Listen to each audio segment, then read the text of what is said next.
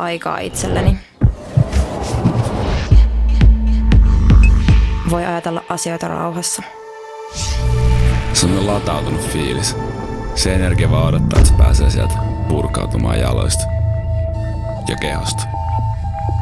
Ei oo suuntaa eikä paikkaa mihin on menossa. Se palkitsee, vaikka ei oo mitään päämäärää.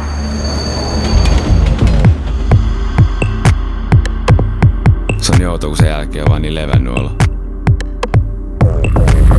Raukea fiilis. Siinä olotilassa löytää aina uusia paikkoja. Vaikka käynyt niissä mestoissa 1 000 000 kertaa.